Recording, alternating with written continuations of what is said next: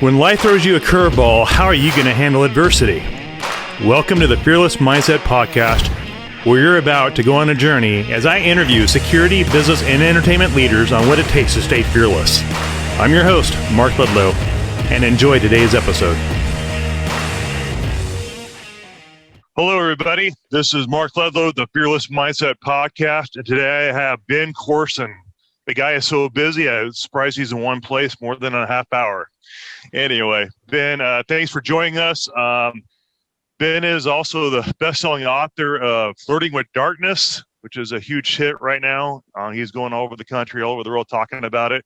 Also, the author of the Often Misfits. And Ben is also an international speaker, TV personality, and now he just became recently the senior pastor at Applegate Christian Fellowship, taking over his dad's role that he had there, and now he's doing that, and the guy is busier than a hornet right now. And Ben was also featured on Fox, Hallmark, and TBN and ABC Family. And Ben's TV show, Hope Generation, is also broadcasting in 180 countries, as radio shows airing in more than 500 stations nationally. And that's my intro for Ben, and I don't even think I could keep up with him being a Marine. So, Ben, thank you. I'm so honored to be on this podcast, and I'm such a fan of the military mindset. I'm rereading a book about Alexander the Great and his times, and I'll tell you that intestinal fortitude and that steeling your soul into iron and tempering your spirit into steel is just something that I so believe in. So I'm really excited we get to kind of approach mental illness from a military mindset, and what you're doing is really cool. I'm excited to sort of, through neuroplasticity, form fearless minds through this episode.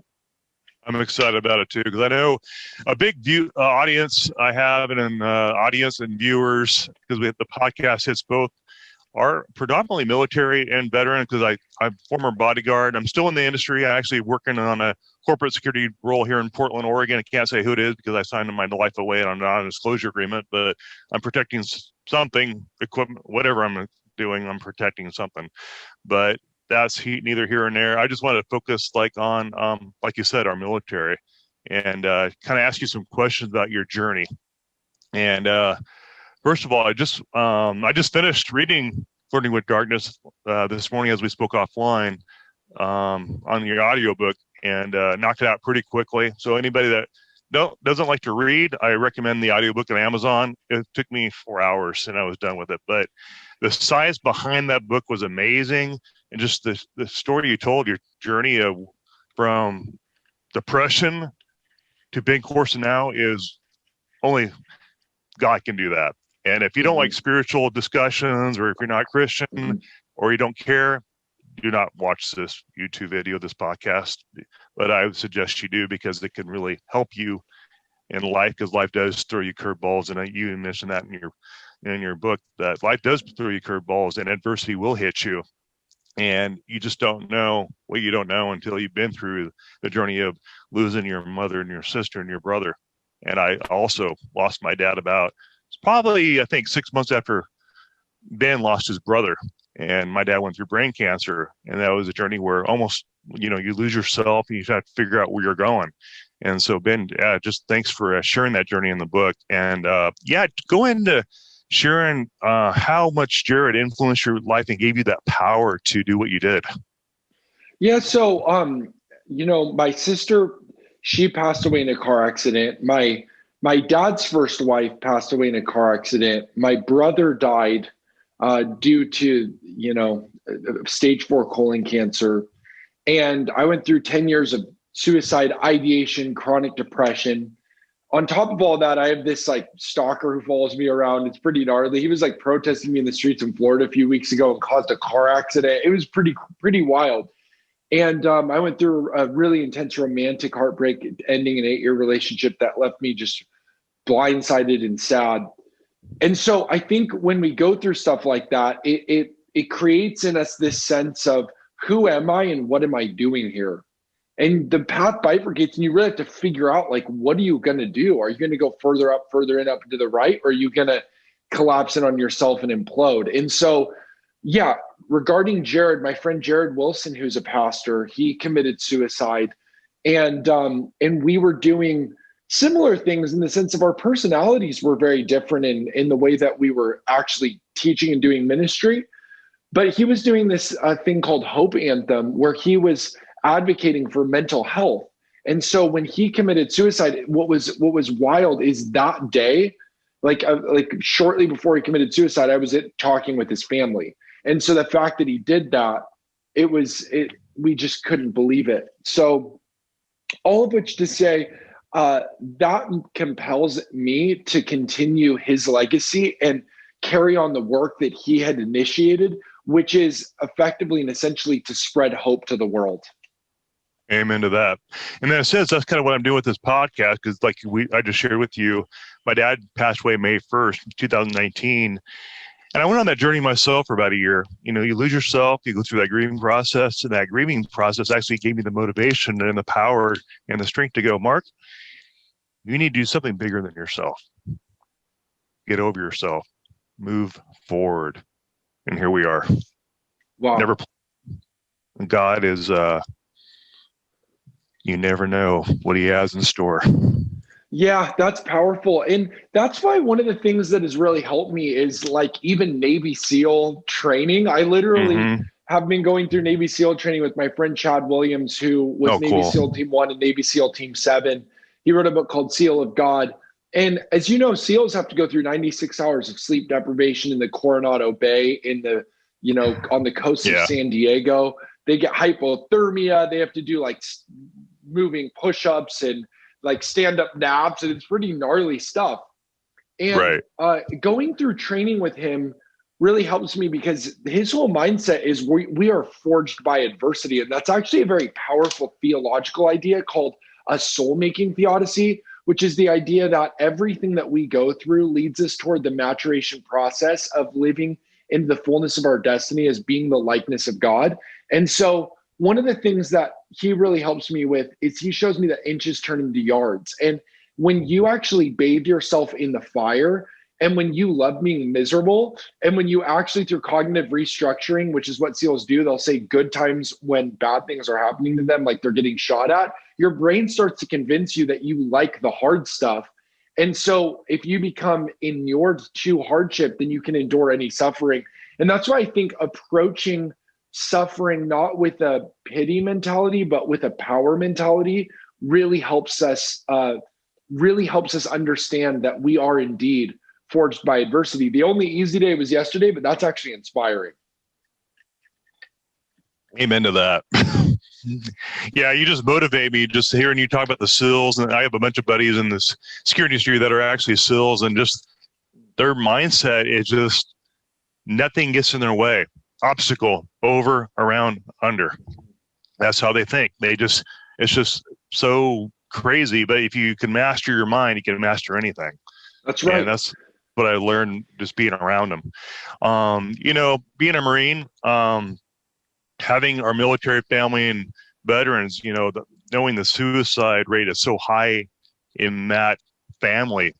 What are your advice and thoughts on giving those people that are thinking about taking that last moment before they end it?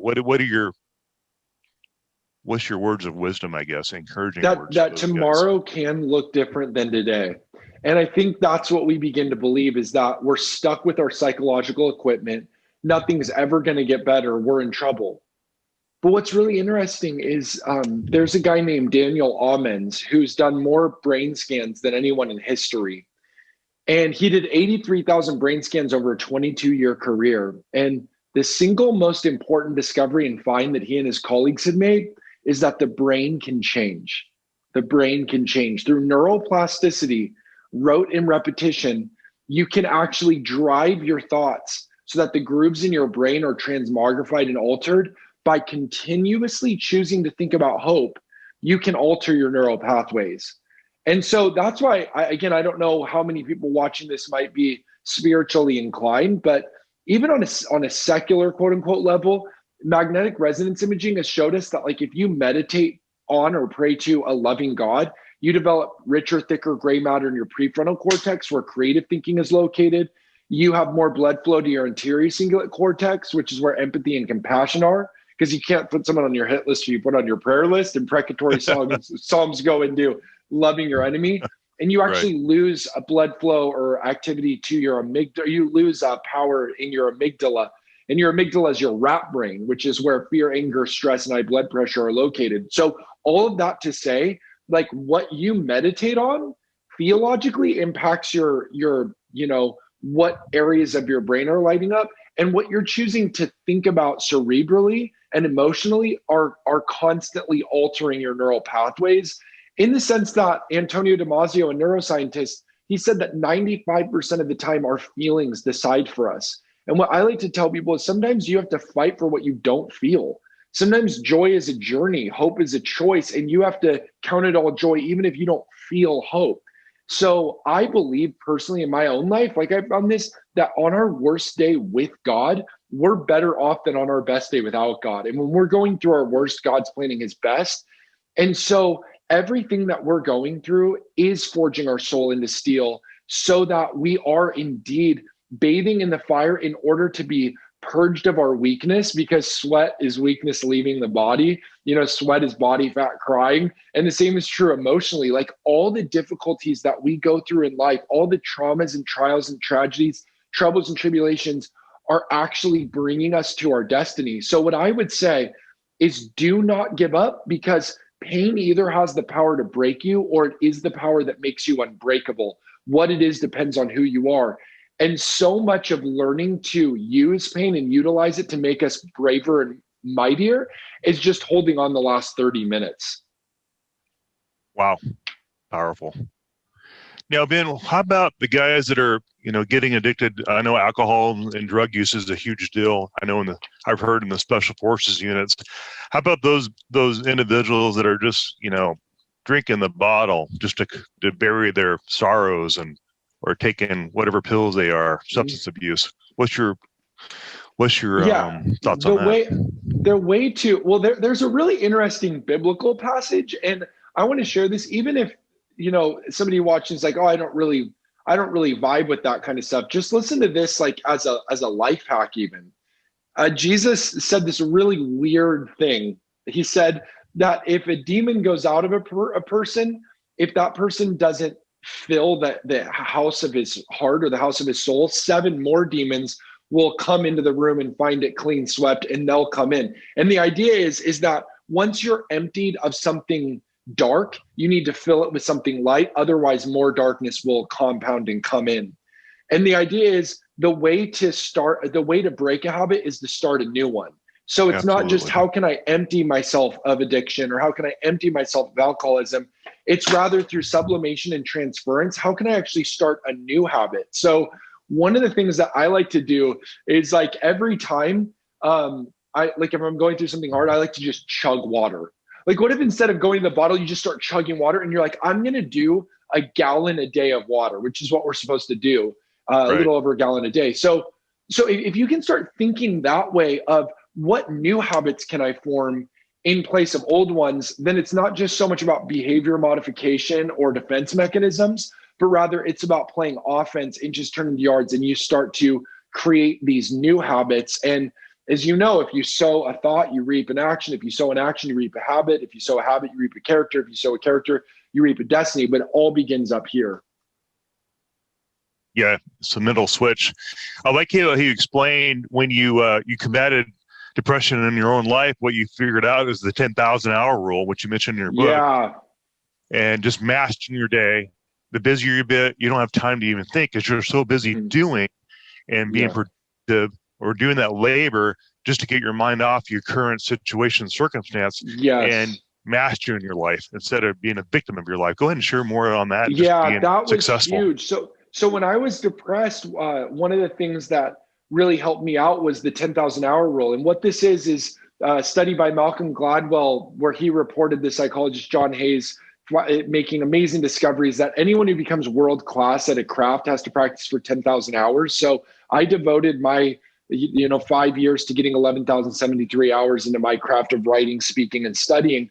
And what he discovered is that people like the Beatles, who Come to America, the British Invasion, Ed Sullivan Show, Mop Top Boys with the It Factor from Liverpool. They come to Candlestick Park in San Francisco, and the Americans are just blown away by the Beatles. What people don't realize is how hard they worked. So they had played more live shows before they ever came to America than most bands do in the entirety of their career. So they were playing 7 nights a week, 8 hours a night at a club in Hamburg, Germany. It probably felt like 8 days a week for them. But they were practicing so much that by the time they came to America, they were old hats and seasoned veterans. And that's true with anybody. When you're looking at pianists or cellists or hockey players, or if you're looking at master criminals or science fiction writers or Steve Jobs or Bill Joy or Bill Gates, he studies all these people. Bobby Fischer, the chess prodigy, Mozart composing at 6. These people, they had practiced an absurd amount of time. They had a rare opportunity to really hone their craft. So what I really found that God showed me is that I needed to stop crying and start sweating, and that I needed to sow blood, sweat, toil, and tears into my craft. There just comes a time where you say, I'm going to stop crying. I'm going to start sweating. I'm going to stop existentially or ontologically navel gazing. Then I'm going to hone a skill and put my hand to the plow, because a lot of times we're waiting for opportunities to roll up, but what we really need to roll up is our sleeves. Absolutely. So well said. Yeah, I found that myself. I had to apply that same rule after my dad passed away. I'm like, you know what? COVID-19 is here. Oh, well, what are you going to do? Sit around in the house for the next 6 months in Southern Oregon and do nothing? So I went down to LA, and I had some contacts down there, started networking, and all of a sudden, through a family friend, introduced the podcast Business Formula. We launched that August, and here we are 3 months later. And so, I'm I guess a byproduct of actually doing what Ben did. You're right. And what's interesting about that, like during a plague in England that made William Shakespeare have to shelter in place in the year 1606, he wrote King Lear, Macbeth, and Antony and Cleopatra when he was quarantined. So it's like, I think a lot of people see the shelter in place as sort of an excuse to just be lethargic. That's going to lead to depression. Instead, we can redeem the time and actually use this to hone our craft and follow our God-given dreams, so we turn our reality into a dreamality. Wow. Well put. I enjoyed the part of your book where you mentioned about how these world history icons suffered through depression, and you named, I forget, probably half a dozen in your book. And can you elaborate on all those figures that really impacted your life? Yeah, so Calvin Coolidge led the nation through the roaring 20s, and he struggled with chronic depression after the death of his son during his presidency, and he still led the nation during his time in office. Marlon Brando, the greatest method actor, arguably of all time, struggled with depression. Buzz Aldrin walked in space for 5 hours, 37 minutes, was the second man on the moon. He struggled with depression. Carrie Fisher, who played Princess Leia, struggled with depression. Greg Louganis, the Olympic gold medalist, Janet Jackson, the singer, Kurt Cobain, the lead singer of Nirvana, Winston Churchill. These people all struggle with depression. Churchill called it the black dog that stalked him. Abraham Lincoln struggled with depression. So, even Leo Tolstoy, when he was writing Anna Karenina, struggled with depression. And I've been learning a lot about Michael Phelps. He shows that you can be high performance in depressive episodes. You can be a high performing depressed person, a high functioning depressed person. So Michael Phelps deals with depression, and he's the most decorated Olympic athlete of all time. And the reason I share that is because I think a lot of people think I'm alone in my depression and I'm weak. But I want to remind people that depression is not a symptom of weakness. Sometimes it's actually a sign of strength. But on the contrary, I think people see that and they say, well, great, I'm just a 4 on the Enneagram, so I guess I'll learn to live with depression. And that's where my message really diverts from what a lot of people say today of it's just really hipster to say, oh, because I'm a 4 on the Enneagram, I'm just learning to live with depression. What I like to tell people is, why would you live with something that you can beat? And that's why I arm people. I call them 11 weapons to defeat depression. I arm them to the teeth with these 11 weapons because I believe we can beat it and fight it, but we shouldn't feel shame because we struggle with it, as all the Titans of old who struggled with depression also stand in solidarity with us. Amen to that. Wow. Great advice. you just have a gift of science. I mean, I'm just intrigued by how your brain works in the scientific side of it. Facts and figures just kind of stick in your head, and it's very fascinating to me.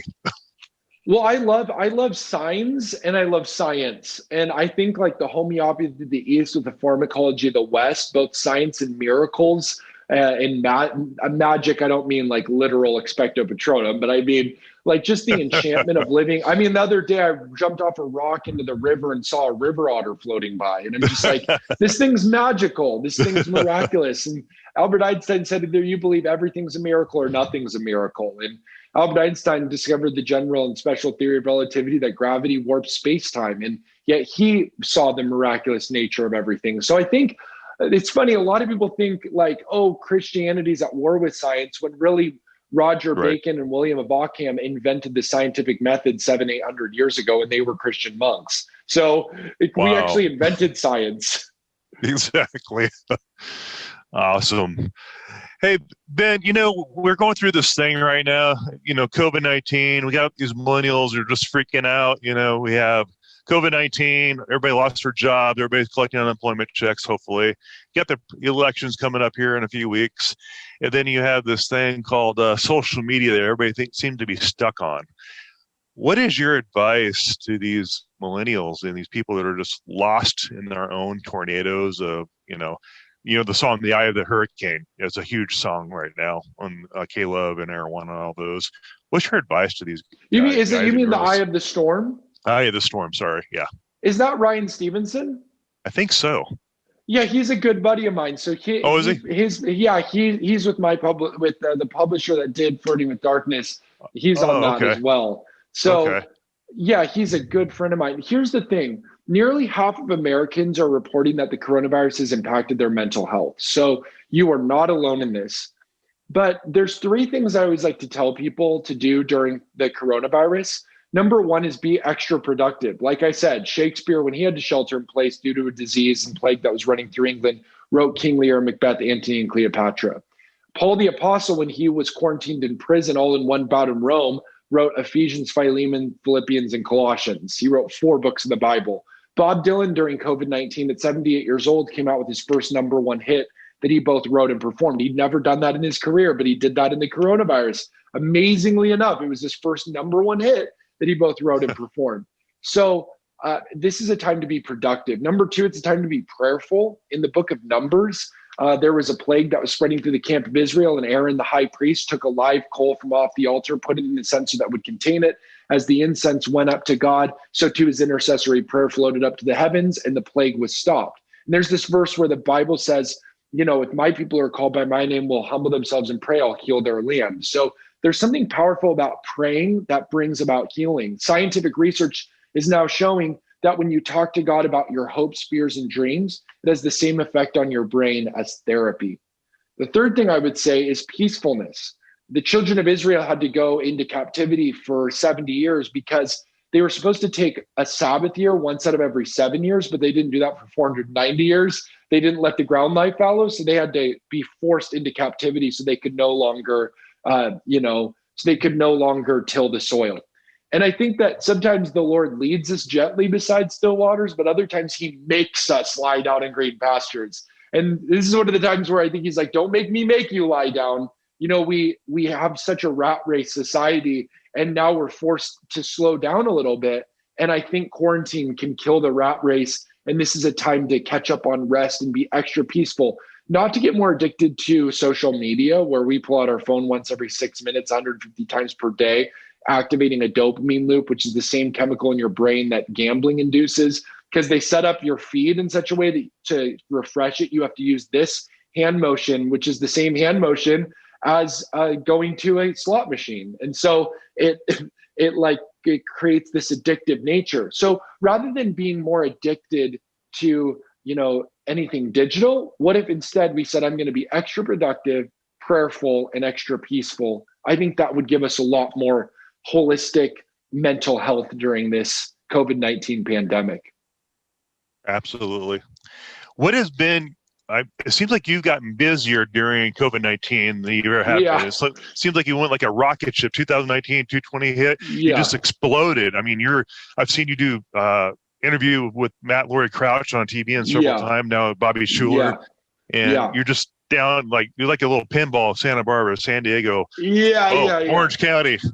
Yep. Well, you know what? It's interesting because when COVID first hit, I did there was a whole month where I didn't travel, where I just spoke at home. And I haven't done that in years, taken a whole month where I didn't travel. And so that for me was what peacefulness looked like, but I was still preaching all the time. Like we were doing a zillion digital events during that time. But that is restful for me. Like I go stir crazy if I'm not being productive. But I think if we'll take care of our body, eat right, sleep well, then from a place of peacefulness, our productivity will be even more effective. So there's this story where Elijah was running away from a prophet, a chariot. Jezebel was driving this chariot, and he ended up in a cave under a juniper broom tree and wanted to die. And after he prayed to God, God sent ravens to feed him and also made him take a nap. And I think there are very few things like a good prayer time, a nap, and a nice meal won't solve. Sometimes when we're trying to figure out all the, mysteries of the cosmos, what we really have to do is just take a nap. And I think that will then empower us to go do our work, which Elijah did when he passed his mantle to Elisha. Wow. The nap is the trick. It's just the secret sauce to keep the motivation going. I found that you do something that I do too. As I do before I start work with my ship, I do a 4-mile walk, 4 miles nonstop. And what you pray, I pray too. Like, all right, Lord, what's going on? What's your game plan? What's going on? And I like how you put in your book, you just have a real conversation. And you're not, like, Lord, blah, blah, blah. You just have a conversation with your friend. And I love how you explain that in your book. It's because it kind of connected to me because I do the same thing. Yeah. And like you can talk honestly to God like you would talk to your best friend. And there's, the Bible never says you have to fold your hands and close your eyes. It never once uses that as the ultimate or even penultimate model for prayer. It actually, Enoch walked with God and was translated up in the Bible. Adam walked with God in the cool of the day. God told Abraham, walk before me. Paul said, walk worthy of the calling you received. Hebrews says, walk by faith, not by sight. So I think there is something very powerful about just going on a walk. When you go on 30-minute walks 3 times a week, you enlarge your hippocampus, which is the seat of memory, and that can help fight off Alzheimer's. If you go 6 times a week, 30-minute walks, you'll gain no abdominal fat over an 8-month period, according to one study by Duke University with these test subjects. And so there's something powerful about walking and just talking like you would talk to your best friend. You can even gossip to God. God's not like, oh my gosh, she said that about you. Like now I'm going to look at her totally different. No, he already knows. So you can it says that Moses spoke with God mouth to mouth and face to face, like a man would speak to his friend. And I think that time with God is so integral toward finding holistic mental health. It's amazing though, during that walk, it does some sort of chemical thing, like you mentioned, in your brain. It creates the natural, like drug or something, but it's natural that it's released. It gives you that calming effect. And I know it does the same thing for me. It calmed me down before I work my day or get on the shift or whatever I'm doing. So very interesting. And it's been the number one most life-saving thing for me when it comes to overcoming depression. Prayer walks. Do you think working out at the gym does the same thing, or just the cardio part? So I think I'm a big fan of like rigorously pushing your body to the limits and listening to your body. And when you do SEAL training, for example, just to see how far you can push it, like, what can you do? You'll find that it's all in here. I mean, it's so much of it's in your mind. And what happens when you exercise is, like, if you do cardio, a 40-minute jog, that has the same effect on your brain as an antidepressant. But at the same time, like when you're doing exercise of any sort or kind, really you're releasing endorphins in your body. And endorphins are structurally similar to the drug morphine, which are natural painkillers, and they minimize discomfort because they activate opioid receptors in your brain. So you actually have like natural morphine and painkillers that are healthy for you that you can activate through exercise. And it has a way of clearing the mental cobwebs. So whether that's body weight, going to the gym, cardio, playing hoops, going on walks, anything to get moving is really, really big in overcoming depression. Wow. You did your science research on your book. That's for sure. Man, that's the biggest thing I found out about your book is all the scientific research you had in there. And I can't iterate that enough. And lastly, I know your time is limited here. What is your advice for people suffering and paralyzed with fear? And I have the Fearless Mindset podcast is based on my dad's journey with cancer before he passed away. He was just fearless in the face of death. And how do you deal with that with people? What's your advice? So is my brother. He was that way too.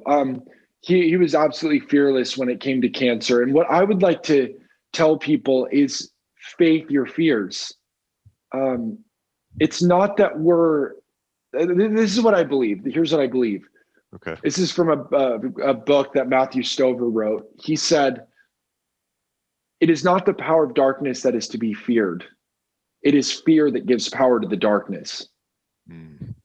And I think that if we understand that fear is an illusion, that fear doesn't have to exist, that fear releases more than 30 different hormones and neurotransmitters, activates chemicals in your body that will actually eventually prove harmful and injurious and deleterious to your very health. When you start to say, I'm not going to live in this illusory world of fear, because the only thing worry changes is my blood pressure. And we know that worry exacerbates the pain of things like the coronary thrombosis and stomach ulcers. We were not called to live bullied by fear. We were called to be like Alexander the Great, to be courageous, to look our fear in the face and say, you have no power over me, because my body's the temple for the Spirit. He's not giving me a spirit of fear, but of love, and love casts out fear. So I can't fear. That's how we need to think. Amen to that. Love that. Man, I'm getting inspired already. Nice. Awesome stuff. I think we went through my questions pretty quickly. So what are your thoughts? What's your goal? I mean, you just, Oh, sorry about that. I just got an incoming call. It's all right. It happens. How's your book doing? Flirting with Darkness. How's it going out there with your project there?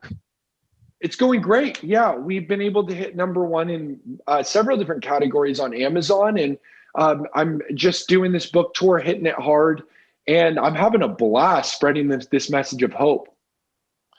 Now, are you down to Orange County quite a bit?